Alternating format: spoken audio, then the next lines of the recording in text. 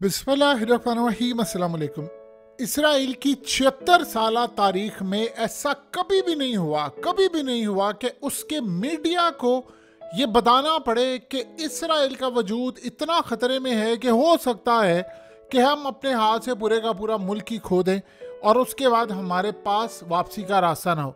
Exactly यही सूरत हाल है जो आज वाशिंगटन पोस्ट में भी लिखी गई है, जिसमें बड़ा क्लियरली बताया गया है कि इसराइल के लिए इतना बड़ा खतरा है सर पर, अगर वो लेबनान के साथ जंग में कूदे तो उनके पास बचेगा कुछ नहीं। देखिए, अब तक हम यही सोचते आए थे कि आयरन डोम इसराइल की लाइफलाइन है। आज जरा देखिए, यरूशलेम पोस्ट में उन्होंने पूरे का पूरा आर्टिकल लिखा है। ये आर्टिकल बता रहा है कि इसराइल का टाइम ऐसा लग रहा है पूरा हो चुका है और जो तबाही वहां पर आने वाली है वो इतनी खतरनाक है कि आने वाले तूफान को सारे मिलकर भी नहीं रोक सकते। वो कहते क्या, जरा सुनिए। वो कहते हैं कि इसराइलियों को आदत हो गई थी कि कोई भी मसला होगा तो आयरन डोम हमें बचा लेगा। उसने कहा कि आयरन डोम था छोटे मोटी लड़ाइयों के लिए 2018-21 ये वो, लेकिन मुसलसल जंग में आयरन डोम इस वक्त इसराइल के लिए नाकाम हो चुका हुआ है और सिर्फ इस वक्त गुजारी हो रही है और इस वक्त हालत ये हो चुकी है कि ये मामूल बन चुका है कि लेबनान रॉकेट मारे, मिसाइल मारे और आयरन डोम फेल हो जाए और मुकम्मल तौर पर तबाही का शिकार हो जाए। इसमें कहा गया कि अब हमारे लिए नामुमकिन है कि हम बचा सके और इसराइल का वजूद खतरे में है, यानी हमारा पूरे का पूरा मुल्क स्टेक पर है कि हमारे हाथ से मुल्क जा सकता है। उसने कहा इससे नुकसान हमें ये हुआ है कि हमने सिर्फ पिछले 10 सालों में आयरन डोम के ऊपर रिलाई किया। हमें नहीं पता था कि एक ऐसी जंग होगी जिसमें सब कुछ हमारा दाव पर लग जाएगा। उसने कहा कि जब यहाँ पर आयरन डोम के ऊपर हम इंतजार करे थे तो ईरान, हिजबुल्ला और ये वो तमाम लोग अपनी टेक्नोलॉजी बढ़ा रहे थे। आज वो टेक्नोलॉजी इतनी बढ़ चुकी है कि यमन, सीरिया, इराक, लिबनान, इन्होंने इसराइल के एयर डिफेंस सिस्टम को इतनी बुरी तरह तबाह कर दिया है कि इसराइल के पास सिर्फ एक ही हल है कि वहाँ पर, यानी जहाँ पर हमले हो रहे होते हैं वहाँ से लोगों को वो निकाल लेते। इसके अलावा उनके पास इसराइल को बचाने के लिए कोई रास्ता नहीं है। उसने कहा एक वक्त वो था कि इसराइल की लीडरशिप तमाम टेक्नोलॉजी को देखती थी, एडवांस अपने आप को करती थी, बजाय जाकर ये हिजबुल्ला को तबाह करे, उनको ख़त्म करे। इस वक्त इसराइल की हालत ये हो चुकी है कि वो बेबस हो चुके हैं और हमें ऐसा लग रहा है कि इसराइल का पूरा वजूद खतरे में आ चुका है। इसराइल को बचाना इस वक्त सबसे बड़ा मुश्किल काम है और ये गेम चेंजिंग वेपन्स इस वक्त इसराइल के खिलाफ जो इस्तेमाल हो रहे हैं वो इतने तबाहकुन हैं कि हमें अंदाज़ा नहीं है कि इनके पास एक ही हल होता है कि जब ज़रूरत होती है फौजियों को भेज देते हैं कि जाओ जाकर वहाँ पर जाने दो, अपने आप को मरवाओ, तबाह करवाओ। इसके अलावा इसराइल को बचाने के लिए और कोई सूरत हाल हमारे पास नहीं है और इतनी तबाहकुन हमारे लिए सूरत हाल पैदा हो चुकी है कि इसराइल के दुश्मन इस वक्त इतने मजबूत हो चुके हैं कि इसराइल अपने आप को बचा नहीं सकता और सिर्फ इस वक्त इसराइल वक्त गुजारी कर रहा है कि वक्त उसको मिल जाए। इसके अलावा इसराइल के पास अपने आप को बचाने के लिए कुछ नहीं है। वो हमारे अंदर तक घुस चुके हैं, हमें मार रहे हैं, हमारी पूरी की पूरी मुल्क की लाइफलाइन को उन्होंने तबाह बर्बाद कर दिया है। अब वक्त आ गया है कि इसराइल अपने आप को बचाए। अब ये हमारा पूरे का पूरा वजूद खतरे में आ चुका है। उसने कहा कि जो हम लोग एयर डिफेंस सिस्टम स्ट्रेटजी के तौर पर देखते थे, अब हमें सख्त फैसले लेने हैं। जब दिल करता है इनका, अब तो वो हमारी सड़कों पर आकर मिसाइल मार रहे हैं, गाड़ियों को तबाह कर रहे हैं, सब कुछ तबाह करें और हमारे पास अपने आप को बचाने के लिए कोई चीज़ नहीं है।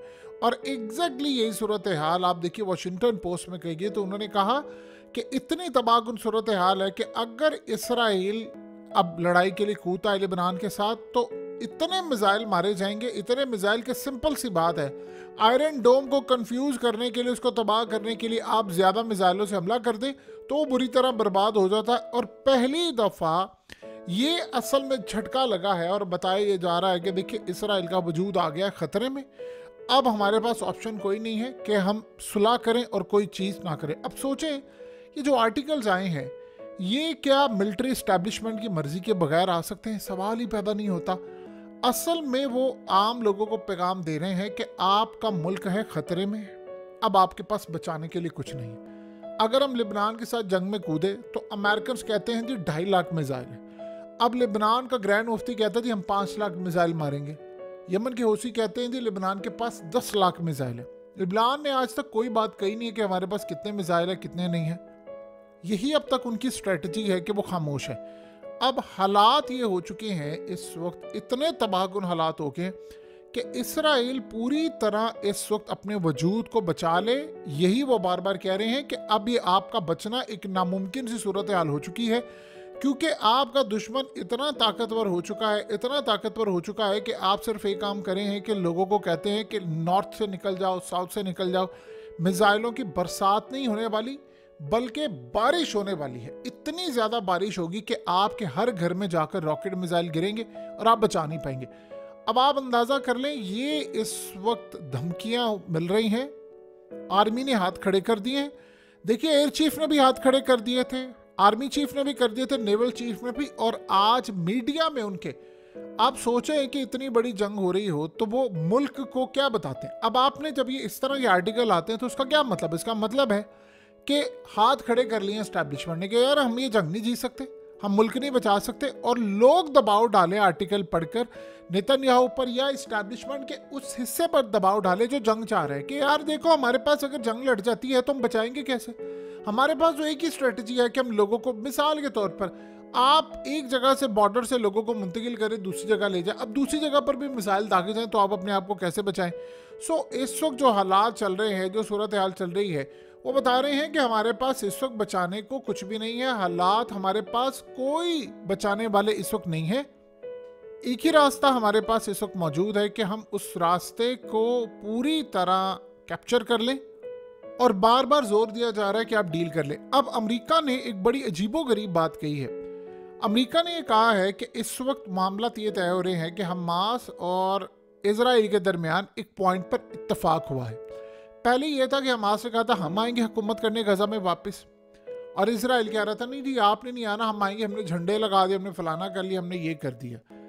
अब उन्होंने कहा है कि डील एक ऐसी होने की कोशिश हो रही है कि इजराइल और हमास इस पॉइंट पर आ गए हैं कि यहाँ एक न्यूट्रल यानी गवर्नमेंट आ जाए। फिलहाल जब तक मामलात आगे नहीं बढ़ते, चीज़ें नहीं होते, वो न्यूट्रल गवर्नमेंट कौन हो सकती है? चले वो मिस्र का कोई बंदा हो जाए, कतर से आ जाए, वो कोई सऊदीया से आ जाए, वो कोई तुर्की से आ जाए, या वो किसी ऐसी कंट्री से आ जाए, अक़वाम मुत्तहिदा उसको भेज दे, कोई ऐसा भेज दे जिस पर दोनों का इत्तफाक हो जाए। इस पर वो कह रहे हैं कि अभी दोनों ने हामी भर लिया। देखिए, जब से अमेरिका ये मामला कर रहा है, बता रहा है, जितनी भी चीज़ें हुई हैं हमेशा उन्होंने कहा जी डील हो गई, मामला तय हो गए, फलाना हो गए।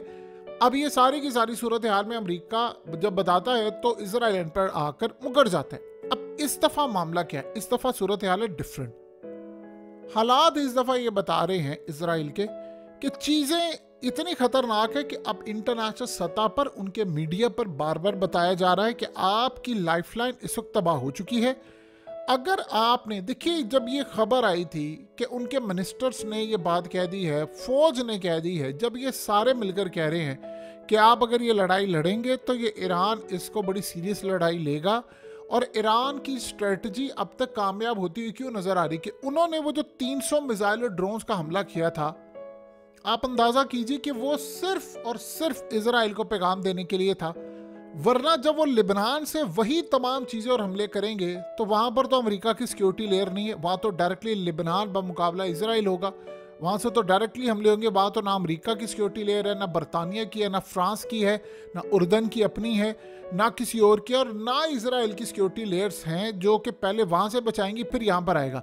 वहाँ से तो डायरेक्ट सीधे सीधे हमले होंगे और सीधा सीधा जाकर वो हिट करेंगे, तो फिर क्या होगा। अब वो कह रहे हैं कि आयरन डोम के इसराइल के डिफेंस को बेवकूफ़ बनाने के लिए एक सिंपल सा फार्मूला काफ़ी है। सिंपल सा वो फार्मूला ये है कि अब स्ट्रेटजी पता चल गई है ईरान को और बाकियों को कि अगर आप बहुत सारे मिसाइल बना दें और वो बनाकर आप मार देते हैं तो इसराइल का जो डिफेंस सिस्टम है वो इतने ज़्यादा मिसाइलों को रॉकेट्स को हैंडल करने के लिए नहीं है, वो कंफ्यूज हो जाता है और उसके बाद सारे हमले यहाँ पर आ जाते हैं। आपने एक चीज़ गौर की है कि इस दफ़ा ईरान को नहीं पता था ये बात, यानी वो उनको बड़ी देर से पता थी। ऐसा नहीं कि अभी उनको पता चली है, उनको काफ़ी अरसे से इस बात का अंदाज़ा था कि इसराइल के हवाले से मामलात इतने ख़राब है कि उनकी जो, यानी आप सोचें लेबनान को ख़तरा किससे था? इसराइल से। ईरान को कभी ख़तरा किससे था? दो ही मुल्कों से, या उसको ख़तरा था अमेरिका से या इसराइल से, इसके अलावा उसको दुनिया में किसी से कोई ख़तरा नहीं। तो अमेरिका के लिए भी उसने मिसाइल अपने तैयार किया, hypersonic missile, long range missile, हौसियों को तैयार किया। और इसराइल की इस स्ट्रेटजी को वो समझ गए थे कि अगर इनके डिफेंस सिस्टम को तबाह करना है तो बेशक लो क्वालिटी वाले मिसाइल सिस्टम हो, रॉकेट्स हो, सस्ते हो, चाहे वो उनका नुकसान और कम हो, लेकिन वो इतनी ज़्यादा तादाद में हो कि उनकी सिस्टम को कंफ्यूज कर दे। अब वो कह रहे हैं कि एग्जैक्टली यही सूरत हाल है कि जब बाहर से हमला होता है तो उनका जो सिस्टम है वो असल में डिज़ाइन इस तरह किया गया है कि छोटे छोटे हमलों को उन्हें रोकना होता है, इतने बड़े हमलों को रोकने की सलाहियत उनमें नहीं है। अब यही वो वजह है कि एक साथ अगर वो कह रहे हैं कि जंग छिड़ गई, यानी 300 तो छोड़िए, उन्होंने जो अमेरिका ने इसराइल को कहा कि 3000 मिसाइल पर डे इन्होंने मारने हैं। अगर इन्होंने सिर्फ 10 दिन मार दिए तो आपके कई शहर तबाह हो जाएंगे, बिजली का निज़ाम धर्म भरम, आपके तमाम मुल्क के अंदर कर्फ्यू लग जाएगा, लोग घरों में चले जाएंगे, ना घरों में महफूज है ना बाहर जा सकते हैं। आपके फौजी अड्डे, फौज के हेडक्वार्टर्स, आपकी चीज़ें मुकम्मल तौर पर तबाह हो जाएंगी, राख का ढेर बन जाएंगी। ये तमाम की तमाम जो सूरत हाल होगी वो आपको फेस करना पड़ेगी। अब आप देख लें कि लेबनान की जानिब से बात कही गई, उन्होंने कहा जी इसराइल को कि आप बेशक आ जाए, जंग में कूद जाए, हमें अब कोई ख़तरा नहीं है।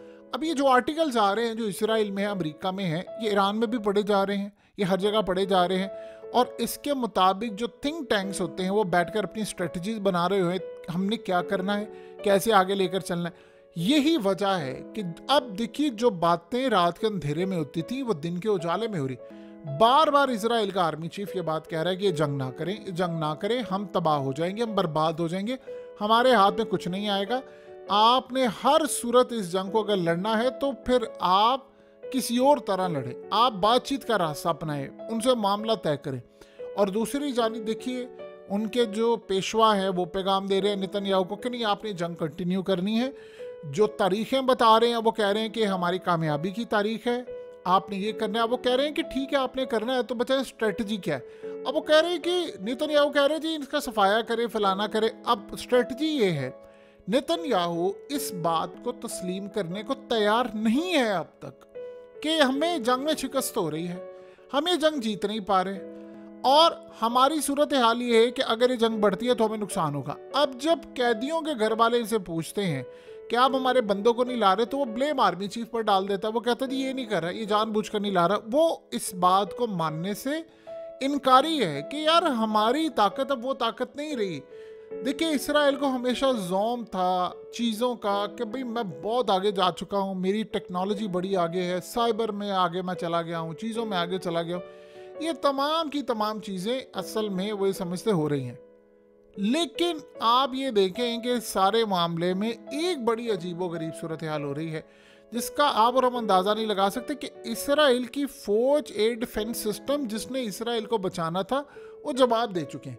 अब जानते हैं लेबनान ने इनको कहा है कि अगर आपने हम पर जंग मुसल्लत की, हम जंग नहीं चाहते, तो भरपूर जवाब होगा। अब वो ये क्या कह रहे हैं, उनको पता है कि इसराइल ने जब जंग छेड़नी है तो उन्होंने अच्छे बुरे का कोई लिहाज नहीं करना, उन्होंने सीधा जाकर बिल्डिंग्स तबाह करनी है, आम लोगों के घर तबाह करने और नाम लगाना है कि ये लिबनान की हिजबुल्लाह है, फलाना किसी का है। अब वो असल में अपने आप को लिबनान सिर्फ इस मकसद के लिए बचाना चाह रहे हैं। अब वो कह रहे हैं कि अगर हमने अपने आप को इस मकसद के लिए बचा लिया तो फिर आगे बढ़ जाएंगे, वरना हमारी लड़ाई का मसला नहीं। अब लेकिन एक और भी सूरत हाल है कि कल से जब उनकी एक गाड़ी पर हमला हुआ तो जिसमें 2 मियाँ बीवी थे, तो उसमें एक बात इजराइल को पता चली है कि इस दफ़ा जो उन्होंने हमले करने हैं वो भी सिविलियन को नहीं छोड़ेंगे, कि अगर यहाँ पर हमला है तो फिर वहाँ पर भी हमला है। यानी ये जो सूरत हाल पैदा हुई है कि इसके बाद आज देखें यही आर्टिकल जब आया तो उसमें बात बड़ी क्लियरली की गई है कि अब गोलान हाइट्स के ऊपर जब हमले हो रहे हैं तो वो रॉकेट आकर लोगों की गाड़ियों पर गिर रहे हैं। यानी ये पहले कभी इसराइल में नहीं होता था। बेशक उनके नुकसान कम हो दूसरों के मुकाबले में, लेकिन मसला सारा ये है कि दुश्मन आपके घर के अंदर तक घुस चुका है, पेनिट्रेट कर चुका है, और आपके पास बचाव का जो रास्ता है वो बिल्कुल नज़र नहीं आ रहा। अब दूसरी जानिब आप ये देखिए कि बाइडन की जानिब से इस वक्त जो हथियार इनको पहुंचाने थे वो भी नहीं पहुंचाए गए। मसला ये है कि ये मैक्सिमम इसराइल की कैपेसिटी है। अमेरिका की मैक्सिमम कैपेसिटी ये है बचाने की। इसके बाद एक ही सूरत हाल है, वो है एटमी प्रोग्राम। अब अगर उस तरफ आएंगे तो जाहिर सी बात है फिर बाकियों के लिए भी रास्ते और दरवाजे खुलेंगे, फिर तो दुनिया का दी एंड है ना। क्योंकि एक दफ़ा याद रखिएगा, चल गए तो फिर बाकी भी सारी जगहों पर चल जाएंगे, फिर बचेगा कोई भी नहीं। तो मसला सारा ये है कि इसराइल ने अपने सारे पत्ते शो कर दिए हुए हैं। अब दूसरी जानिब आप ये देखिए कि इसराइल की फौज की इतनी कमी हो गई है कि बहुत सारे लड़ने को तैयार नहीं, बहुत सारे जो हैं वो इस जंग के अंदर परमानेंटली डिसेबल हो गए। एक चीज़ तो हुई है, गजा में नुकसान बहुत ज़्यादा हुआ है, लेकिन पहली दफ़ा खुलकर ये पता चल गया है कि इसराइल का पूरा दिफा, डिफेंस सिस्टम, फौज, एयरफोर्स, ये सब कुछ ये इस काबिल नहीं है कि वो इसराइल का दिफा इस तरह कर सके जैसे वो माजी में किया करते थे। माजी में इसलिए करते थे कि इसराइल को बर्तरी हासिल थी टेक्नोलॉजी की, एडवांस।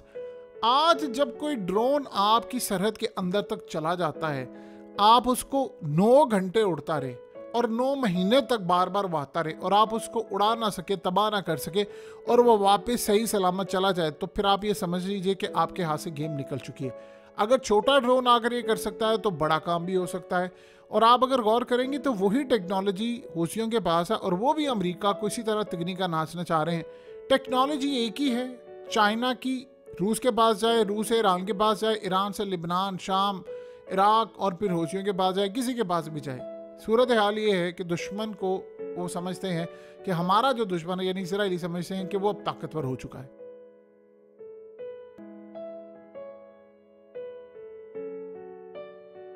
हकीकत टीवी को सब्सक्राइब करना मत भूलें, वीडियो को लाइक करें, शेयर करें और कमेंट सेक्शन में अपनी राय का इजहार ज़रूर करें।